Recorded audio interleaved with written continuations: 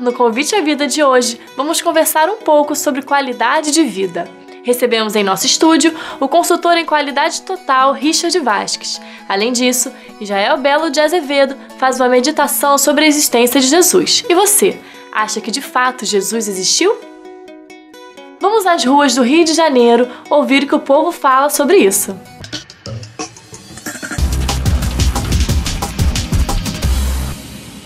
Estão aqui nas ruas com O Povo Fala e a pergunta de hoje é: Jesus realmente existiu? Sem dúvida nenhuma, existiu. Existiu porque ele é representado nessa fé toda que esplitada na humanidade.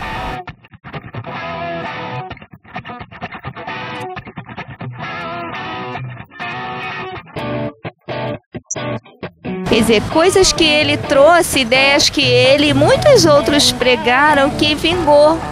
E não só isso, né? Outras coisas também. Claro que sim, porque sim, é Deus, né? Ninguém pode ser melhor do que ele.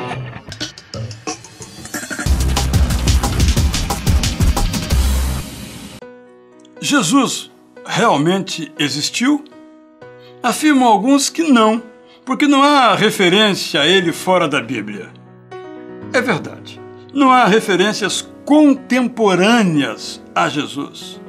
Mas também não há qualquer referência a pessoas ilustres da época, como Flávio Josefo, o grande historiador judeu. Também se faz silêncio sobre Pôncio Pilatos, durante o qual Jesus foi julgado. No entanto, pouco tempo depois, surgem muitos documentos. Um deles foi escrito por Tácito, o grande historiador romano, que evidentemente não era cristão. Explicando Nero, o imperador, ele escreveu o seguinte: Cristo, de onde o nome cristianismo teve origem, sofreu a penalidade máxima durante o reinado de Tibério pelas mãos de um dos nossos procuradores, Pôncio Pilatos. Depois o texto prossegue, você pode lê-lo facilmente na internet. Fiquemos apenas nesta referência porque ela é de grande valor. Agora, nós temos que considerar que esta é uma maneira daquela época de se fazerem os testemunhos históricos. Por isso eu quero trazer agora, então, as evidências internas.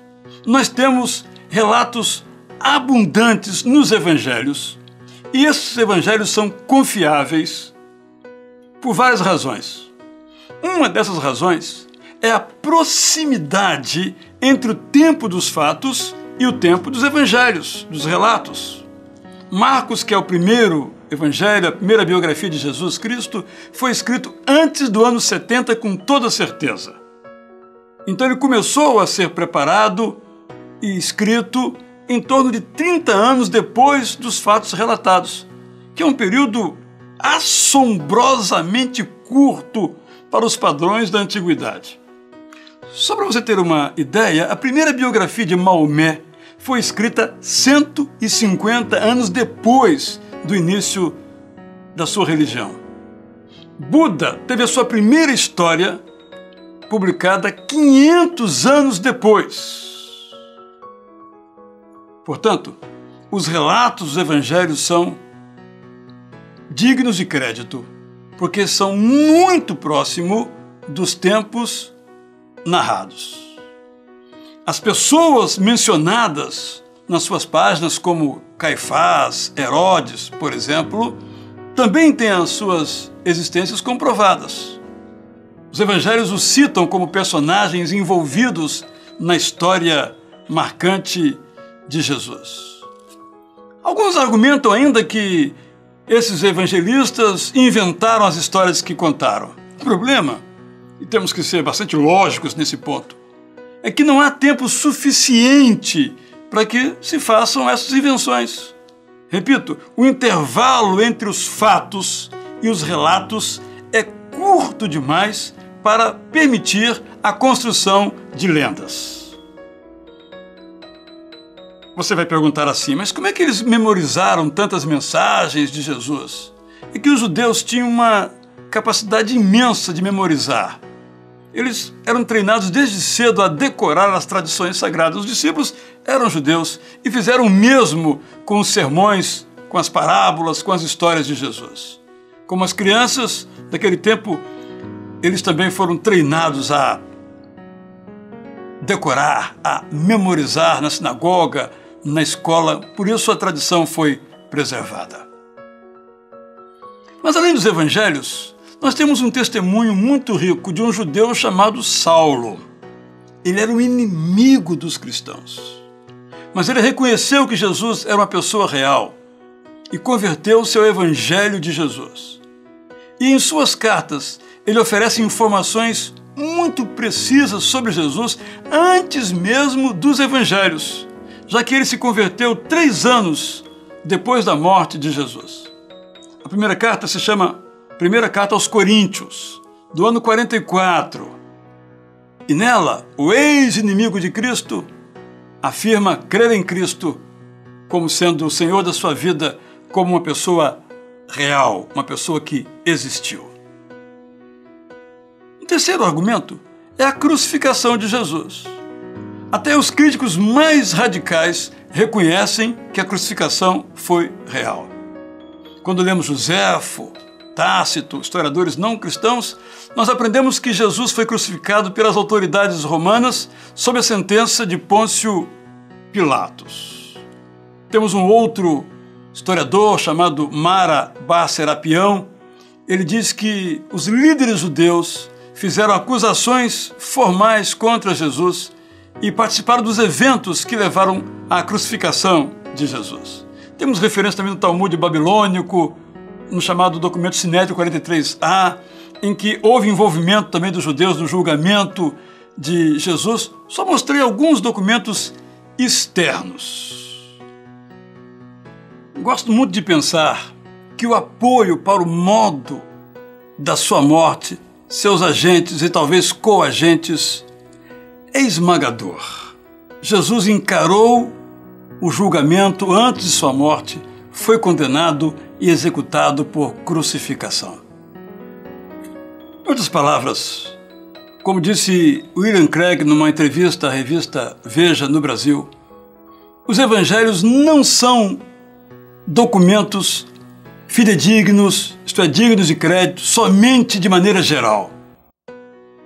Mas quando observamos alguns dos mais importantes aspectos de Jesus nos evangelhos, como suas radicais afirmações pessoais, seus milagres, seu julgamento, sua crucificação e sua ressurreição, a veracidade histórica disso tudo irradia.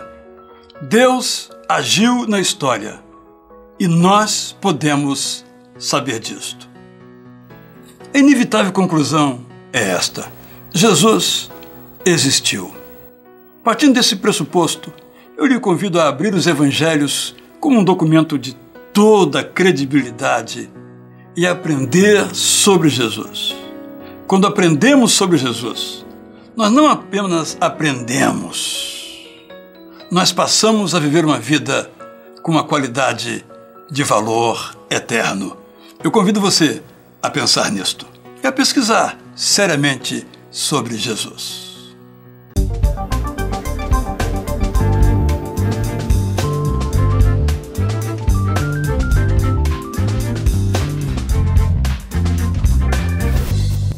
Participe do nosso programa respondendo a seguinte pergunta: Jesus existiu de fato?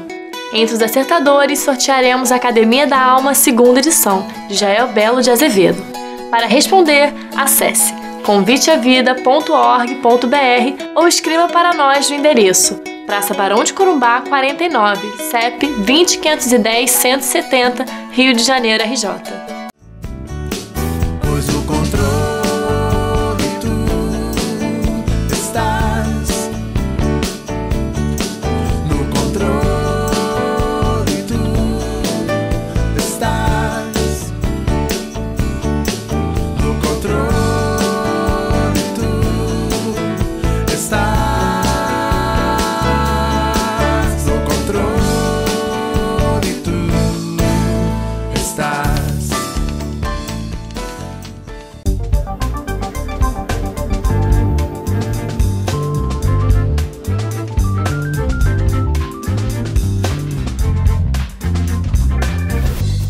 Mais uma vez estamos aqui para entrevistar alguém que vai trazer algo para a sua reflexão, para a sua informação, quem sabe alguma coisa que vai até mudar a sua vida.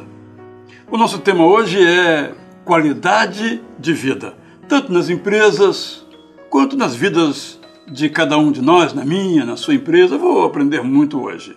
O nosso convidado é um consultor empresarial, Richard Vasquez. Trabalha em várias empresas, universidades, fábricas, organizações sociais, sempre procurando trazer uma contribuição para que elas façam melhor o seu trabalho e com um custo menor. Richard Vasquez, é um prazer muito grande ter você aqui com a gente. Eu mesmo quero aprender muito sobre esse negócio de organizar a vida, planejamento, horários, tempo. Bem-vindo então aqui ao nosso Convite à Vida. Obrigado, Israel. Prazer para mim estar aqui. Pela sua colocação, veja o grande desafio que eu tenho pela frente. Estou aqui para contribuir, da maneira que for possível, para realmente agregar algo aí na vida dos nossos telespectadores. Muito obrigado pela oportunidade. Eu assim também espero e começo com uma pergunta, é a minha pergunta, não é? Sim. Não sei se o nosso telespectador pensa isso, mas eu penso. O que é um consultor? Ele faz o quê? O que é um consultor? Pela essência da palavra, o consultor é aquela pessoa que dá uma consulta. E, obviamente, para que se possa dar essa consulta, as pessoas têm que estar preparadas para aquele assunto onde ela vai ministrar essa consulta. No nosso caso, do consultor organizacional, ele precisa estar atualizado com o que há de mais moderno em termos de gestão organizacional, de aspectos de solução de problemas para as organizações, de capacitação de pessoas. Não importa se é uma fábrica, uma indústria, uma ONG, uma universidade, uma igreja. Não, isso é aplicável, esses conceitos de gestão, propriamente ditos, são aplicáveis a qualquer tipo de organização. Então, à medida que o negócio daquela organização, independente do padrão, se é uma universidade, uma indústria, uma ONG, dependendo do negócio, ela vai aplicar esses conceitos para o seu negócio. Agora, nas suas andanças por aí, eu sei que você, pelo seu currículo que eu li, você já rodou em várias instituições, até hoje você viaja muito. Qual é o maior erro, digamos assim, das empresas que você observa no seu trabalho de consultoria? Talvez não possamos classificar como um erro, mas assim como uma necessidade que eu vejo que seria muito importante é voltar à prática do planejamento. Porque o planejamento é uma ferramenta essencial para as organizações. Ele dá a direção de onde a organização pretende ir, o que ela precisa fazer para chegar lá. Então, o planejamento, sendo esse elemento diretor, ele vai guiar toda a organização naquela direção. O que nós vemos muitas vezes nas organizações é cada um fazendo uma coisa, indo para um caminho e achando que está fazendo tudo certo. E nem sempre é assim, né? Então, contribui com o seu potencial, mas sem estar focado numa direção onde precisamos chegar. Então, a ideia do planejamento é somar esses esforços para onde a organização pretende ir. E nós vemos que ainda há muita lacuna nisso em qualquer tipo de organização, a forma de se preparar para seguir o caminho que ela se dispõe a seguir. Por falar em lacuna, eu tenho observado que hoje toda empresa quer ter um certificado de qualidade ambiental. E fala de responsabilidade socioambiental, etc. A minha pergunta é a seguinte: isso é real ou, digamos, é puro marketing? As empresas realmente estão preocupadas com o meio ambiente, com a qualidade ambiental de nosso país, ou é papo furado isso? Eu vejo assim, nós temos dois sentidos aqui, duas aplicações. A primeira, as empresas que realmente estão preocupadas, e aquelas que fazem isso por uma questão legal, de obrigatoriedade até. Hoje tem essa obrigatoriedade? Temos essa obrigatoriedade. Em alguns casos, se a empresa não tem algo nessa direção preparado para a gestão ambiental, por exemplo, ela não consegue fechar alguns contratos. Então, se ela não tiver essa certificação ou os conceitos da gestão ambiental aplicáveis, ela nem entra para prestar serviço para algumas empresas. Agora, nós temos também a evolução dessa terminologia. Hoje fala-se muito em sustentabilidade. Quer dizer, a ideia é que a organização trabalhe, tudo que ela faça, seja com foco na sustentabilidade, que até pouco tempo atrás, estava muito focado no desenvolvimento sustentável. Quer dizer, eu produzo, mas eu deixo também os recursos naturais para gerações futuras. Hoje, o conceito da sustentabilidade ele é focado em 3 pilares. Seria o pilar econômico, o pilar ambiental e o pilar social. Então, as organizações têm que cuidar dos seus aspectos econômicos, a sua sobrevivência, o seu lucro para os seus acionistas, a questão de tratar bem o meio ambiente e também considerar a sociedade na sua gestão. Você acha que estamos bem nessa questão da sustentabilidade ou temos muito caminho a percorrer? Engateando ainda, engateando. Começando, porque na verdade nós temos muito que aprender com isso ainda. Agora, o empresário ele é muito chorão, né? Sempre reclama, até mesmo, poxa, agora tem que dar de meio ambiente. E eles falam muito do chamado custo Brasil, que é muito caro ter uma empresa no Brasil, é direitos para lá, direitos para cá. De fato, os empresários têm razão em reclamar do custo Brasil ou é mais uma mania de reclamar e de chorar? Porque às vezes é o seguinte, você vai conversar com um cara de uma empresa, como é que foi o ano? Ah, foi muito difícil, ele nunca fala que foi maravilhoso, que faturou bastante. É uma cultura assim, um pouco de... Não pode dizer que está bem, né? Da reclamação, não sei. Então, esse custo Brasil faz parte dessa cultura ou realmente o custo Brasil é alto, onera muito as empresas? O custo Brasil realmente é muito alto, é da ordem de 40%. Então, as empresas são muito penalizadas por isso, porque elas têm que otimizar suas práticas, né, seus recursos, otimizar seus custos, para poder ter um custo competitivo. Antigamente, o custo de produção era assim, eu vou produzir esse produto, eu gasto tanto, eu quero ter mais tantos por cento de lucro, o preço final é esse. Hoje é o contrário, o mercado quer pagar X, eu tenho que trazer aquilo, ver como que eu vou produzir para ter algum lucro. E a margem de lucro das organizações tem sido baixa. Então, por exemplo, isso que você comentou, de chegar no fim do ano e falar foi bem ou não foi, o empresário tem inclusive que passar uma ideia para o seu time que a gente precisa continuar melhorando. Fala assim, foi tudo ótimo, né? Relaxa, maravilhoso, né? Todo mundo vai receber sua participação no resultado, o ano que vem nós podemos caminhar nessa mesma linha. A concorrência e o mercado estão numa velocidade incrível no paralelo. Então, ele tem que estar sempre incentivando, e a gente precisa estar melhorando, otimizando cada vez mais. Agora, há uma coisa que os empresários não podem se queixar. Nós não temos uma inflação assim tão forte como era antes, e dá para planejar um pouco melhor. Mas sobre isso eu vou conversar com você daqui a pouco, porque eu quero também perguntar como é que as pessoas também podem se planejar um pouco melhor. Não só as empresas, mas também as pessoas. Ok, Israel. Convite à Vida volta daqui a pouco com Richard Vasques falando sobre qualidade de vida. A minha vida é a vida das empresas, a sua vida. Voltamos já.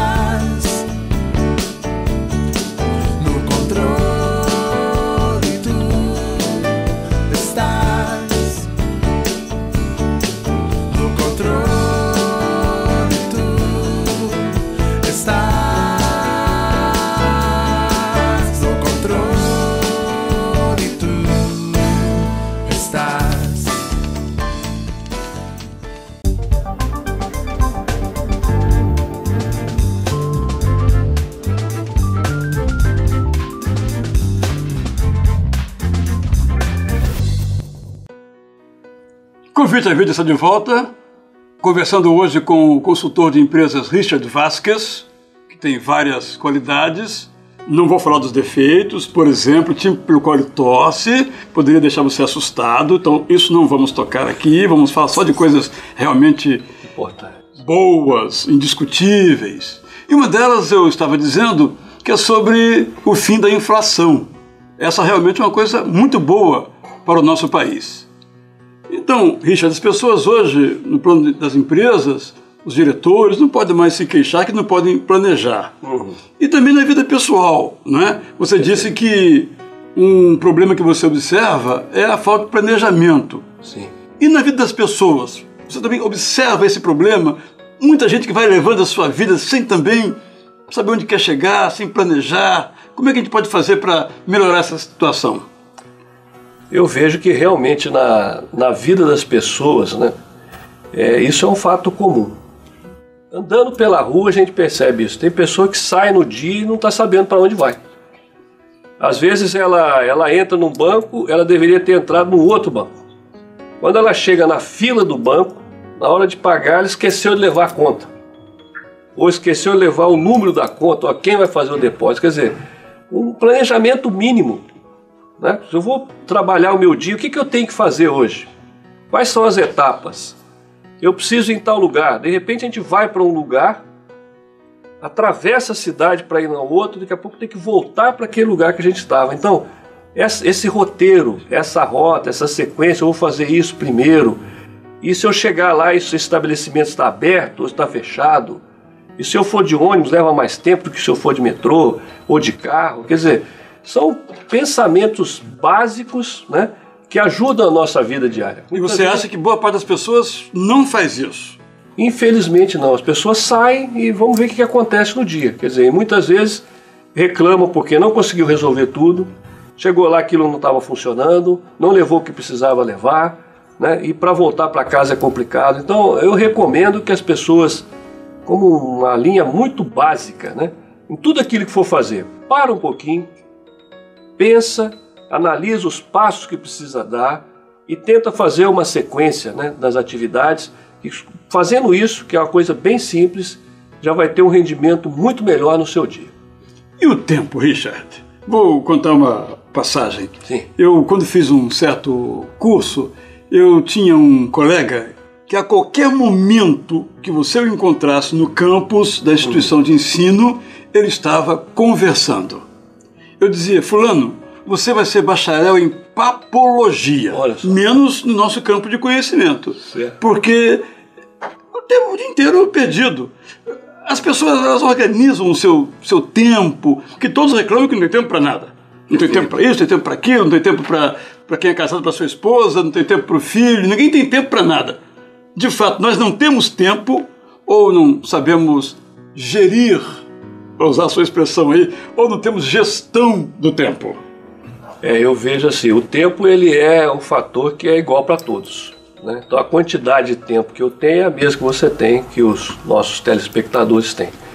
Uma coisa que eu tenho aprendido estudando sobre administração do tempo é que nós só vamos ter tempo para aquilo que a gente considera prioritário. Se eu coloco algo como prioridade para a minha vida, para o meu dia, eu vou ter tempo para isso. Se eu quero assistir um programa de televisão, se eu quero sair com a minha família, se eu quero estudar uma outra língua, se eu quero ouvir uma música, se eu quero dedicar um tempo a um instrumento, se eu não colocar aquilo como uma prioridade, eu não vou fazer aquilo, eu simplesmente vou dizer que eu não tenho tempo, né? Como o caso de um colega, um rapaz que corta o meu cabelo, ele tendo algumas atividades, falei, eu não tenho visto você mais em tais atividades, não tenho mais tempo, porque agora eu trabalho aqui no meu salão de beleza, eu estudo à noite e no fim de semana estou construindo uma casa na praia. Quer dizer, se ele não prioriza o construir a casa na praia, por exemplo, ele não vai construir. Agora, quando ele fala isso, ele tem tempo para construir a casa, não tem tempo para outras coisas, porque ele priorizou um em relação ao outro. Agora eu vou fazer uma coisa assim um pouco chocante. Vou fazer uma pergunta um pouco chocante. Olha só. Que é a seguinte, falamos de vida. Certo. Mas agora eu quero falar de morte. Vou explicar para você não se assustar.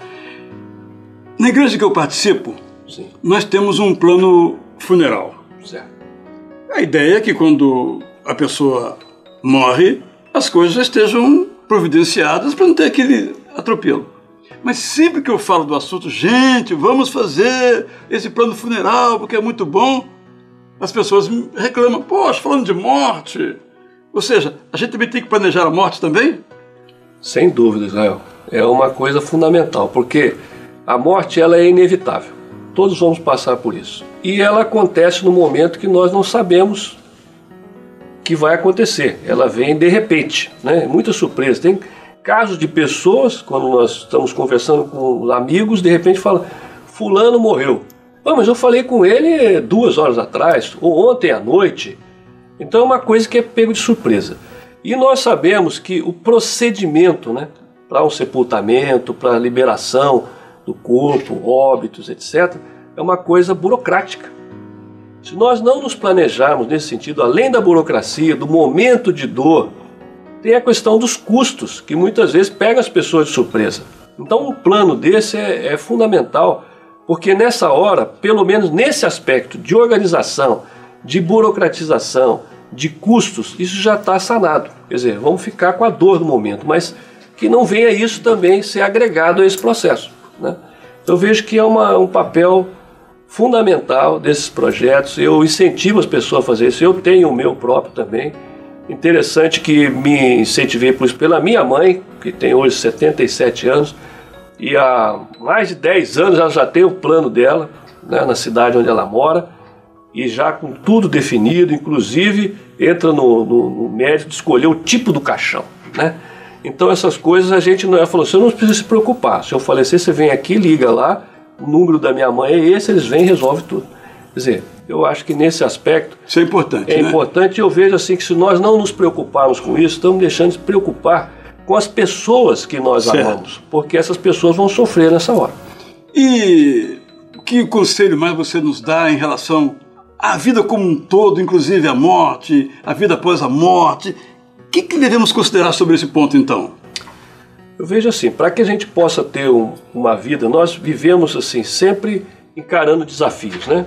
A vida não é aquele mar de rosas, sempre nós temos desafios a serem encarados. Então, se nós conseguirmos organizar um pouco melhor o nosso dia a dia, pensando, planejando, considerando a maneira de fazer as coisas, agindo corretamente nas execuções, a gente já alivia um pouco esses desafios, podemos enfrentá-los de uma forma mais tranquila, né? No aspecto de se planejar, né, para a vida, onde eu quero chegar, a idade vai chegando, o que nós vamos fazer lá para frente. Eu me lembro de um versículo que está lá em 1 Timóteo, capítulo 6, versículo 7, se não me falha a memória, ele diz assim, se você tem o que vestir e o que comer, fique satisfeito com isso. Que lição que eu tiro disso na minha vida pessoal? A gente não precisa ficar almejando coisas fabulosas ou enormes, não que nós não possamos ter grandes sonhos, mas naquela questão do ter, eu preciso ter isso, ter aquilo. Então, quando eu começo a pensar em ter muitas coisas e não focar no básico, isso acaba levando a gente a muitas tentações, armadilhas, dificuldades, a gente acaba se emaranhando numa série de situações, né, que depois fica difícil resolver. Então, viva o seu sonho, faça aquilo que você precisa fazer, o que você deseja, o que você quer, que você tem sonhado com isso, mas foque de uma forma mais simples possível. O simples, apesar de a gente usar a palavra simples, é o mais difícil de ser feito, porque nós somos excelentes em fazer as coisas complicadas, né? Então, focar na maneira, no caminho mais simples de fazer as coisas, eu creio que isso vai ajudar a gente a ter uma vida um pouco menos estressante, com melhores resultados para nós mesmos, para nossos familiares, para a nossa comunidade. Com mais qualidade. Com mais qualidade. No próximo bloco, nós vamos conversar aqui com mais uma pessoa, vai se juntar aqui a você. Vamos falar um pouquinho disso na vida prática, da prioridade, o tempo. Esperamos você no nosso terceiro momento aqui de nossa entrevista sobre qualidade de vida.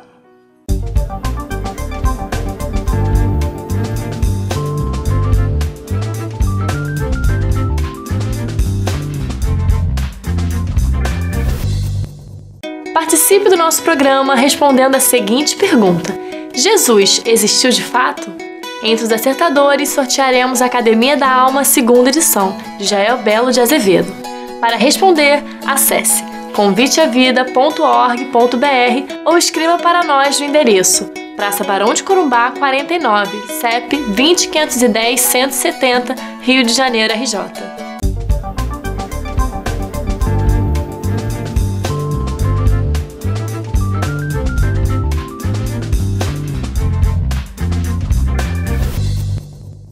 Convite. A vida está de volta agora no terceiro bloco com mais um convidado.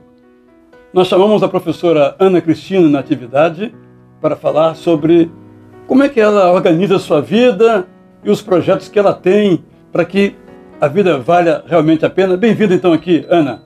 Obrigada, Israel. É um prazer estar aqui e poder falar um pouco desse projeto que faz parte da minha vida e que me deixa muito feliz. O que é esse projeto? Chama-se Reforço Escolar, no bairro da Tijuca. Consiste em que esse projeto? Na verdade, nós temos crianças da Redondeza, né? Nós tivemos o cuidado em trazer, né, para a igreja crianças que não faziam parte do nosso cotidiano. Essa foi uma observação muito importante que nós tivemos, né, de trazer a criança do entorno do nosso bairro para dentro da igreja, para conhecer a nossa igreja e também atender as escolas públicas que estão em torno do nosso bairro. E como tem sido, as escolas receberam bem e as crianças fizeram algum progresso? Você tem relatos de que isso foi bom para elas? Com certeza, né? Isso tem sido o moto mesmo do nosso trabalho, porque nós vemos que cada dia as crianças se envolvem mais, a própria escola passou a se envolver com a igreja, porque isso também é muito importante para nós como igreja. E nós vemos ao final, principalmente desse ano, 99% das crianças foram aprovadas. Então, o nosso projeto foi totalmente sucesso. Aprovado, vamos dizer assim. E como é que você vê o projeto na sua própria história de vida? Por exemplo, a gente falou sobre tempo, prioridade e tal. Você estava com a vida tranquila, com todo o tempo do mundo, tinha pouco tempo, e você entrou nisso. Como é que você pensa essa coisa do tempo na sua vida? Bem, eu sou professora, então normalmente professor, quem sabe, nunca tem tempo. Mas ele também tem um outro viés que é a paixão.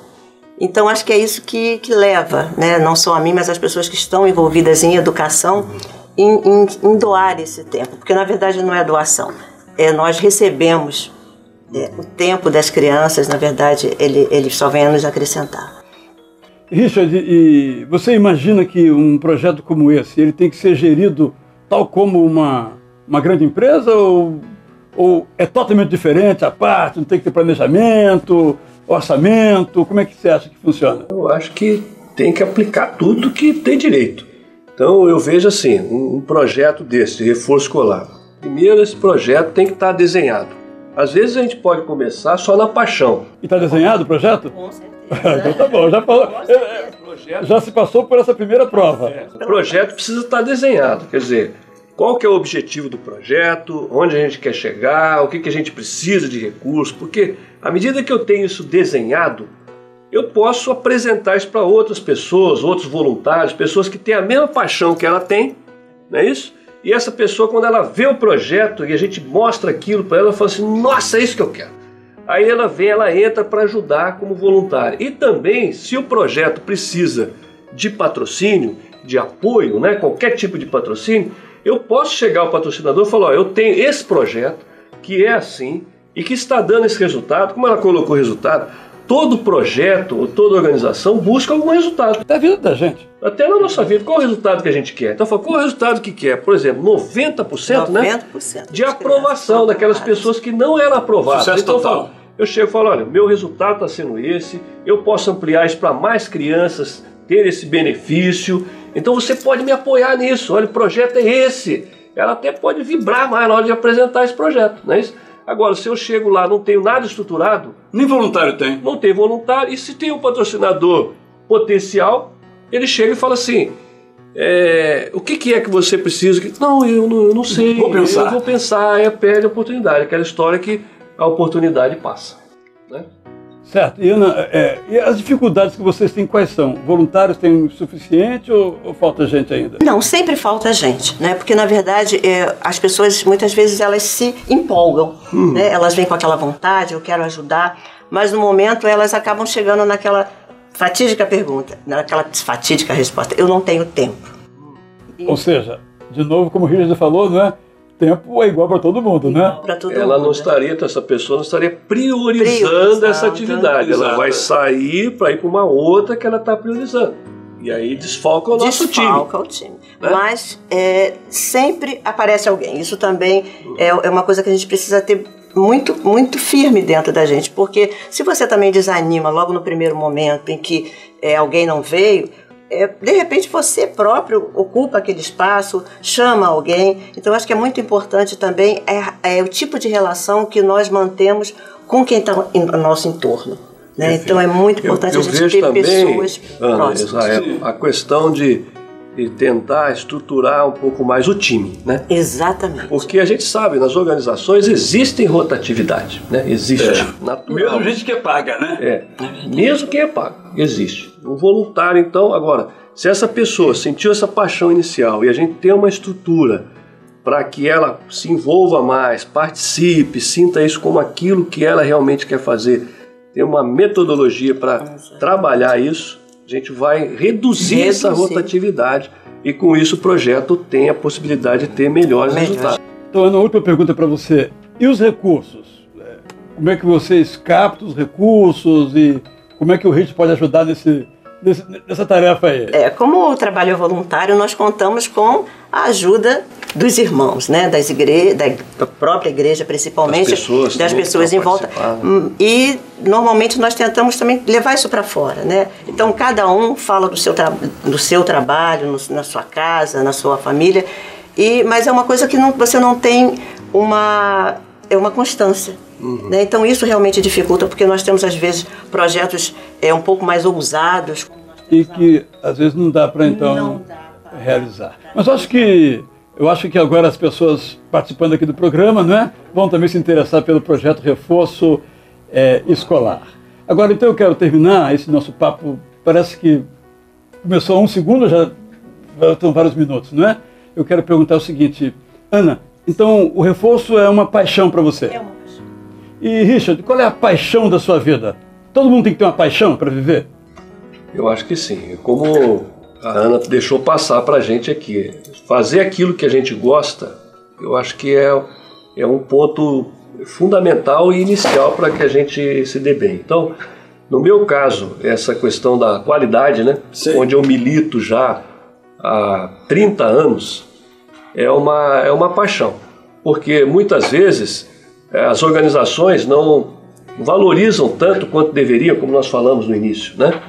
E a gente continua nessa batida, sentindo que podemos contribuir para melhorar a organização, as pessoas. Então eu continuo com esse propósito de contribuir com as pessoas e a organização para melhorar a sua qualidade de vida e o seu desempenho. E numa qualidade de vida sem paixão. Eu agradeço então a participação de vocês aqui no nosso convite e a vida, e esperamos que tenhamos outras conversas tão boas quanto essas que tivemos aqui. Convite à Vida, um programa sobre qualidade de vida, volta já, esperando contar com você nos nossos próximos blocos.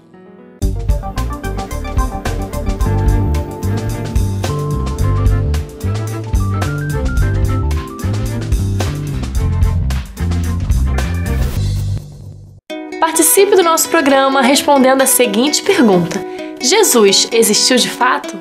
Entre os acertadores, sortearemos a Academia da Alma 2ª edição, de Jael Belo de Azevedo. Para responder, acesse conviteavida.org.br ou escreva para nós no endereço Praça Barão de Corumbá, 49, CEP 20510-170, Rio de Janeiro, RJ.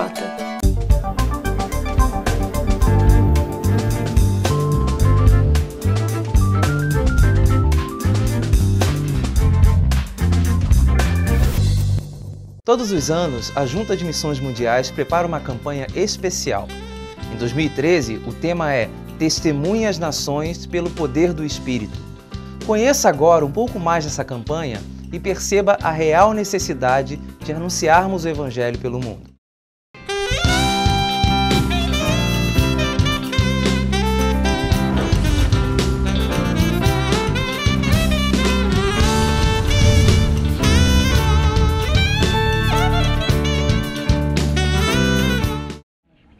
Ama Arangadu Davari, Waticambia Haná Gazumbu Arambon.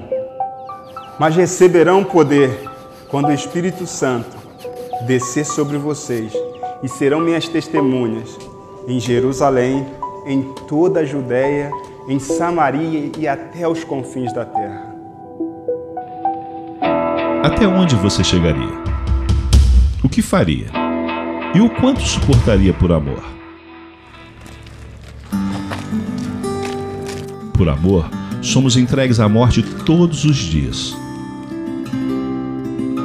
Mas para muitos, perder significa ganhar a vida eterna. Cada um de nós pode escolher. Que ninguém perde a vida na hora da morte. A vida se perde antes da morte, quando nós não interpretamos a vida do ponto de vista de Deus, do ponto de vista das Sagradas Escrituras e do ponto de vista do trono de Deus. Porque não tem sentido ser missionário longe se a gente não é missionário perto. Se você faz onde você está, aí faz sentido você vir para a África ou vir para qualquer outro lugar. Porque a questão central não é se você está em Jerusalém, ou na Judéia, ou nos confins da terra. O que importa é que você seja realmente usado pelo Espírito de Deus, que deu para você a missão de ser testemunha, e isso você pode ser em qualquer lugar. A fome, a seca, as catástrofes, a banalização da vida humana e a negação de Jesus nos revelam a urgência de orar, falar, ir e ser o Evangelho. Milhares de pessoas estão perdendo as vidas sem conhecer a Cristo.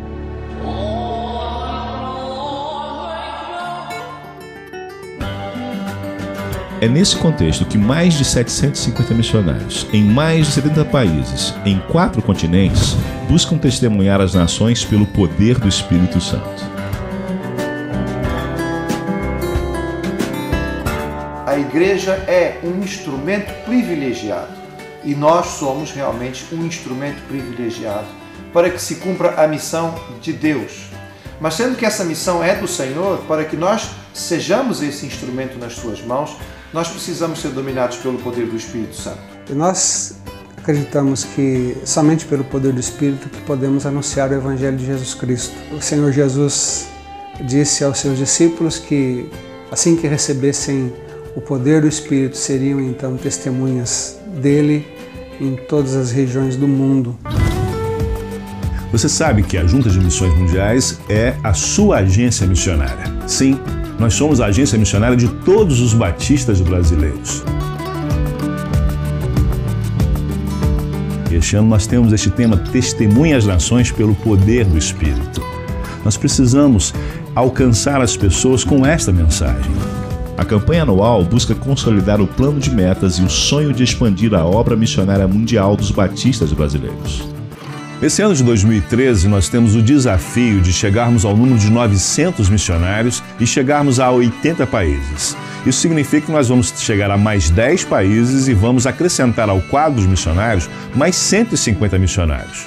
Precisamos prosseguir testemunhando as nações pelo poder do Espírito.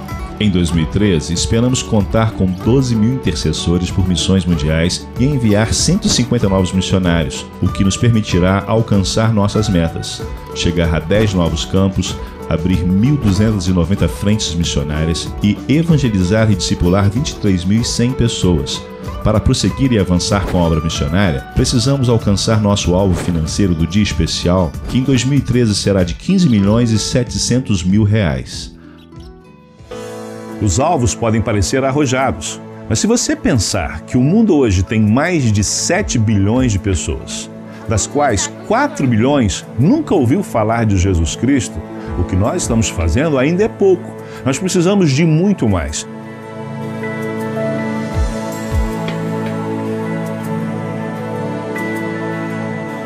Ore, continue orando, continue intercedendo, continue contribuindo com esta obra que não é minha, mas é do nosso Deus. Quero agradecer ao povo batista brasileiro que apoia com as suas orações e com as suas ofertas.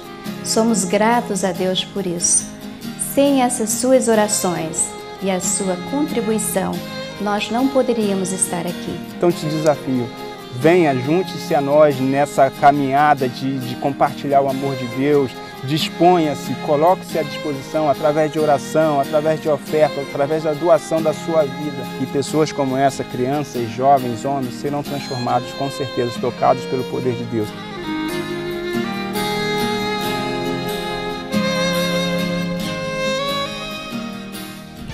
Essa campanha é muito importante, porque é com ela que nós objetivamos conseguir mais pessoas que vão até o campo. E é com ela que nós pensamos também em alcançar mais igrejas para contribuírem. Você pode envolver a sua igreja nesta campanha, a campanha do primeiro semestre, a campanha de missões mundiais. Não deixe de participar.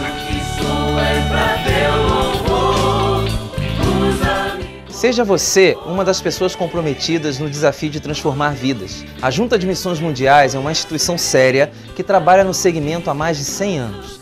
Conheça um pouco mais do nosso trabalho através dos nossos canais de relacionamento. Até a próxima!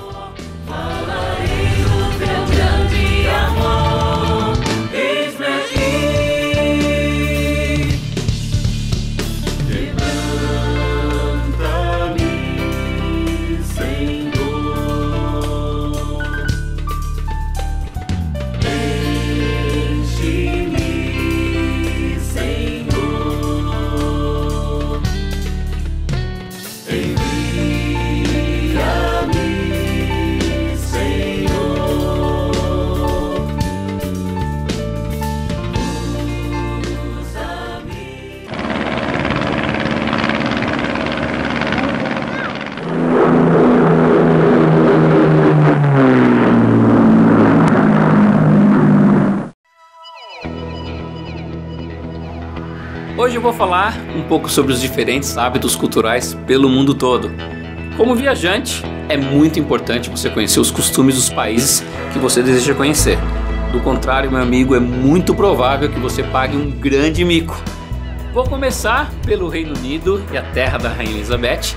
Alguns gestos aqui que parecem ser super comuns no Brasil podem parecer aí extremamente rudes para eles ali na Inglaterra, então muito cuidado. Por exemplo, colocar as mãos desse jeito na Inglaterra é extremamente ofensivo, então lá não dá para você falar: garçom, por favor, 2 águas. Procure sempre fazer desse jeito, que nem aí um paz e amor.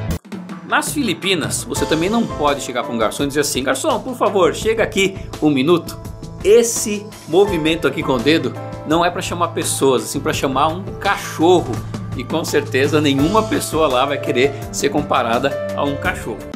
Aqui no Brasil, quando você chega e vê um guarda de trânsito tá ali com o seu carro dirigindo e um guarda de trânsito faz esse sinal, você já sabe que é pare. Lá na Grécia você pode trazer más memórias, porque na época bizantina usava-se a palma da mão para se pegar fezes na cara dos prisioneiros algemados, algo extremamente e muito humilhante. Se você quiser pedir um pouco de paciência para um judeu, basta você fazer esse gesto aqui que ele já vai entender.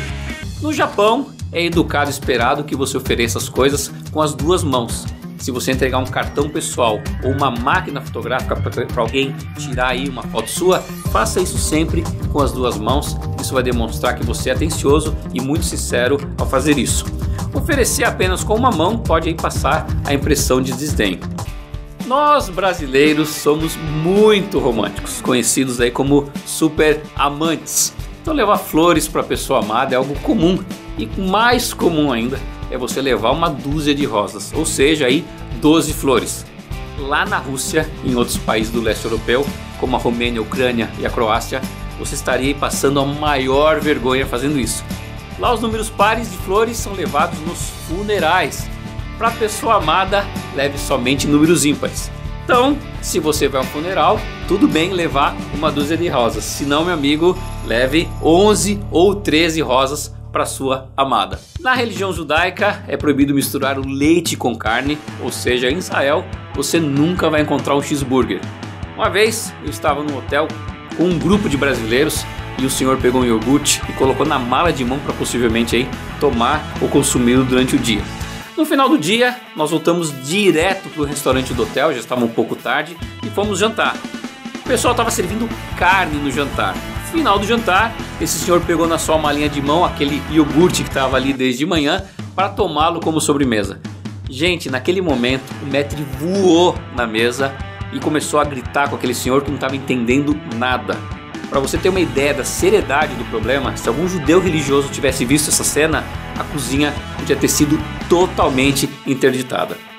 Na Tailândia, tocar as pessoas na cabeça ou despenteá-las é considerado uma grande falta de educação, pois a cabeça é espiritualmente a parte mais elevada do corpo de um ser humano e deve ser tratada ali com muito respeito. Os pais, avós, parentes mais próximos podem tocar aí a cabeça dos seus filhos ou netos. Pela mesma lógica, não se sente em travesseiros, almofadas, já que eles servem para te encostar a nossa cabeça. Se fizer isso sem querer, peça desculpas.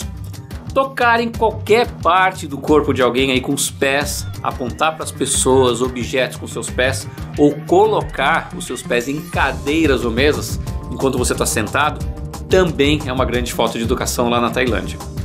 No mundo muçulmano, você é obrigado a tirar os sapatos ao entrar numa mesquita. Isso já é um costume para as pessoas que vivem ali. Quando chegam nas suas casas, já tiram os seus calçados. Agora, o muçulmano, quando entra na mesquita, ele coloca essa parte do rosto no carpete. Então, por questões de higiene e respeito, todas as pessoas tiram os seus sapatos quando entram numa mesquita. Numa igreja cristã, lá na Europa, você é obrigado a tirar o boné ou o chapéu. E numa sinagoga, você é obrigado a cobrir a cabeça para entrar nela. Vai entender aí essas diferenças. Por isso, meu amigo, procure sempre ter o cuidado de saber um pouco mais sobre o seu destino antes de pegar a estrada. Questões como alimentação, como agir com as pessoas, como se vestir, o que fazer, o que não fazer, para que você não passe vergonha ou até pior, não entre numa fria. Essas foram as minhas dicas por hoje. Semana que vem tem mais, porque afinal de contas, dentro de nós sempre vai existir um louco por viagens.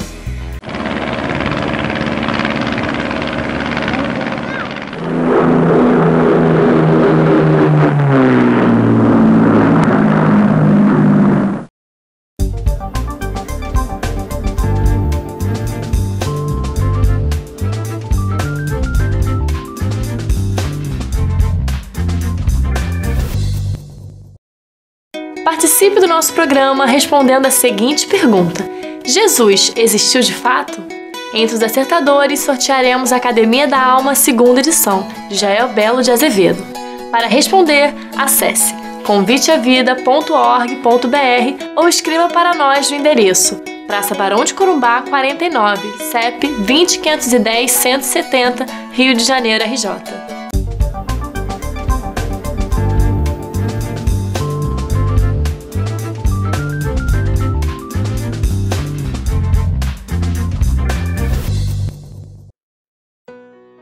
Vou lhe fazer uma pergunta. Você é uma pessoa ousada? Ouça essa história que encontramos nos evangelhos. Uma senhora tinha um problema sério de saúde, tinha uma hemorragia que ninguém conseguia estancar. Gastou tudo que tinha nos hospitais e não conseguiu que a sua saúde fosse restabelecida. Então Jesus foi à sua cidade, ela soube disso. Então ela foi em direção a Jesus, mas muito difícil chegar perto dele. Era muita gente comprimindo, apertando, cercando Jesus.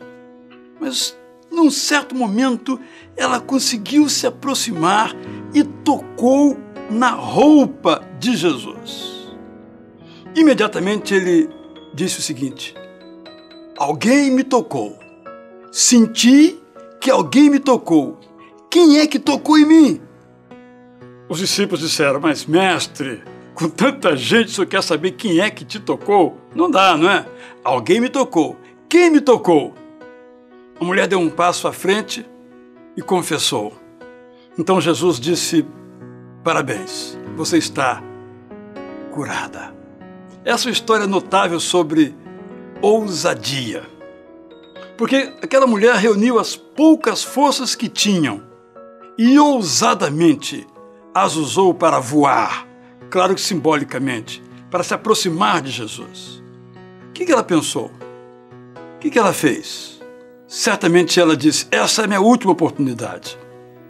O que ela fez foi o seguinte: ela tinha um pensamento e levou à frente. Ela tinha um desejo e decidiu.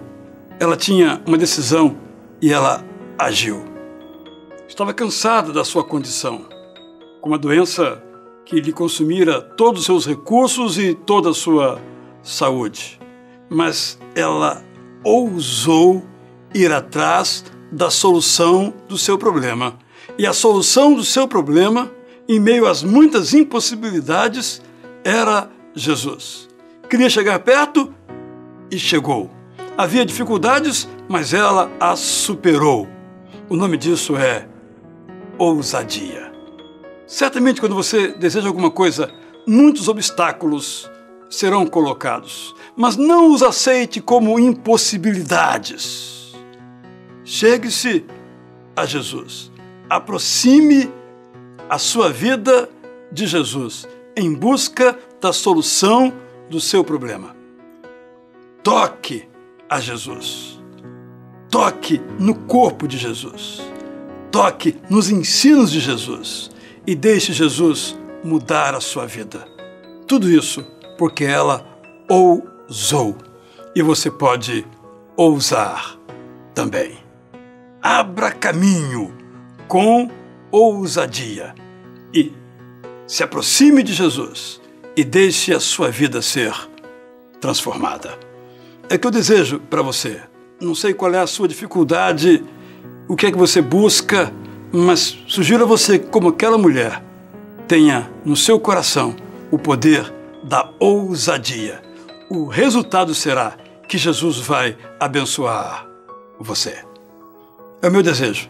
Estou certo que, sendo o seu desejo, você vai ousar e se aproximar de Jesus, pedir a cura, seja ela de qualquer natureza, e então ser curada, ser curado por Jesus. Eu vou orar então por você. Pedir a Ele: Senhor, há muitas pessoas nesta hora com problemas sem solução, com doenças muito desagradáveis, dolorosas. Eu quero pedir primeiramente a Ti que dê a essas pessoas a coragem de se aproximar do Senhor, porque o resto eu sei que o Senhor vai fazer. Abençoa, Senhor, essas pessoas com coragem, com ousadia, para se aproximar de Ti. É a minha oração, em nome desse mesmo Jesus, Salvador de nossas vidas, que eu peço. Que você então possa dizer amém. É o que eu digo para você. Assim seja na sua vida. Ouse, voe, levante-se e siga em frente na paz de Jesus.